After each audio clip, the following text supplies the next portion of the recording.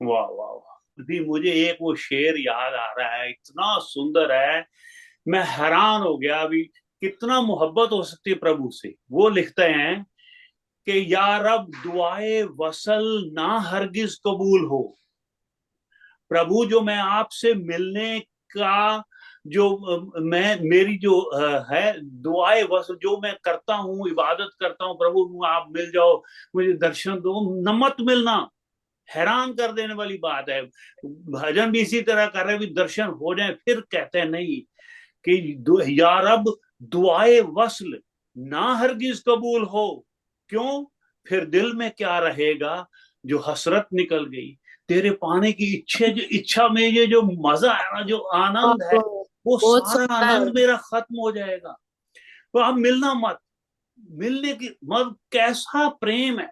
मतलब ये ऐसी बातें सुन के ना, मतलब शायद 1% भी किसी में जो प्रेम जाग जाए ना, तब भी जीवन सफल हो जाए।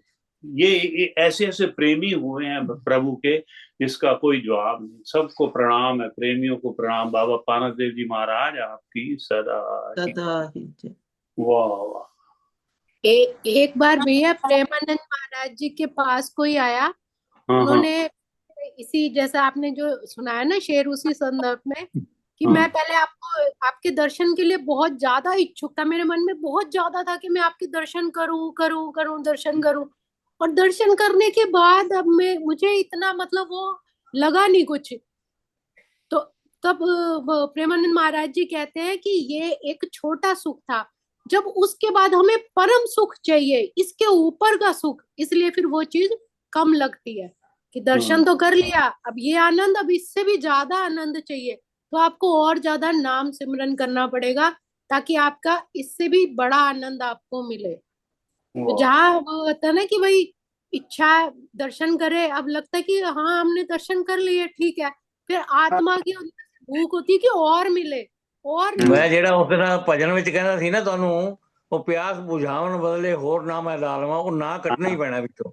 हाँ जी। ਉਹ अच्छा, ਨਾ एक ਕੱਟਣਾ और ਹੀ ਪੈਣਾ। एक और एक दुनियावी जेड़ा आप शेर कई बार सुने होना तुसी, कि जो मजा इंतजार में है वो वसले वो यार बसरे में नहीं। यार में वो नहीं। चाहे वो बिल्कुल।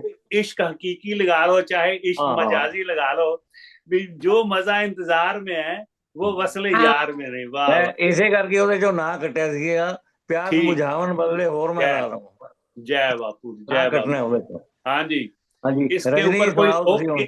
इस चर्चा के ऊपर कोई और इनपुट आप को अपनी बात कहना चाहे तो कह दें, नहीं तो इसको विश्राम देते हैं इस चर्चा। हाँ जी। ठीक है। धन्यवाद संगीता नागपाल जी, आपका और रोजी, आपने जो इनपुट दिया। हाँ जी, लगाओ जी। बापू पानव दास जी महाराज जी वेश की जो वेशभूषा साधु संतों द्वारा पहनी जाती है उसके विषय में फरमा रहे हैं और सच्चे साधु के बारे में बता रहे हैं। हाँ बापू जी। जी कह रहे हैं, पशु समान जगत सब, नहीं दर्शन की चाह, बिन ओ, दर्शन मुक्ता नहीं पानप, ये सबे नरक को जा। माय गॉड, कितनी स्ट्रॉन्ग बात लिखी है। कितना जी उनको गुस्सा आता होगा ना, जो संत इस तरफ जुड़े जी हुए हैं पूर्ण जी परमात्मा के, जिन्होंने दर्शन कर लिया, उनको कितना गुस्सा आता होगा, वे क्यों टाइम वेस्ट कर रहे हैं सारे, कित कहाँ जी लगे जी हुए हैं। जैसे अभी बता रहा कि जी कुछ और, तेरी मंजिल कहीं और जा रहा है। अभी सुनाया जो पूजा ने, यही बात है। My God. ओ हो गई। वो गाओ बापू जी। जी फरमा रहे हैं कि सारा संसार पशु के समान है, ओ इसको हो। दर्शन की इच्छा नहीं है, प्रभु बिल्कुल के सही दर्शन गल है, की कोई इच्छा इच्छा नहीं है। नहीं। बापू जी कह रहे हैं और बिना दर्शनों के मुक्ति नहीं मिलेगी, तो ये सब नरक को जा रहे हैं। मन जाने मानुष सोई, और सबे पशु की जोन, पानप प्रगट सरब में, सुगह बैठा मोन। बापू जी हम्म। फरमा रहे हैं कि जिसने अपने मन से उस प्रभु को जानने की इच्छा जताई है वो मनुष्य है, बाकी सब पशु की योनि है। सतनाम। पान सतनाम। प्रगट सरब में, बापू जी कह रहे हैं कि वो तो सब में प्रगट है ना, और वो मौन बैठे हुए हैं गहराई में, लेकिन कोई जानना नहीं चाह रहा है उनको कि वो सब में है। मानुष जन्म को मर्म न जानिया, पशु जो देह धरी, देह निरंतर हर की मूरत, प्रभु न दृष्ट पड़ी। बापू जी कह रहे हैं कि मनुष्य जन्म मिला है, तब भी इस रहस्य को नहीं जान रहे, और पशु की देह धारण हो जाएगी तो फिर क्या करोगे। देह निरंतर हर की मूरत, उस प्रभु की मूरत तो इस देह में विराजमान है, और इसी से आप उसके दर्शन कर सकते हो।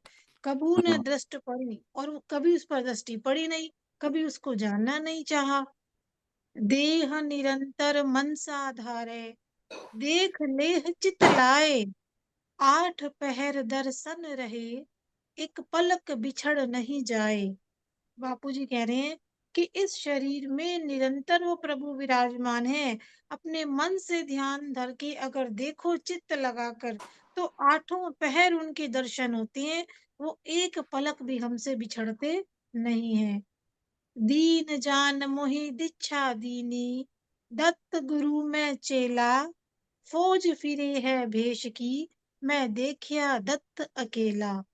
बापू जी कह रहे हैं कि जिन गुरु का मैं दास हूँ, जिन गुरु ने मुझे दीन जानकर ये दीक्षा दी है, ये ज्ञान दिया है, मैंने अकेले उन गुरु को इस संसार में देखा है, उन दर्शनों को पाते हुए जिन्होंने मुझे ये ज्ञान दिया है।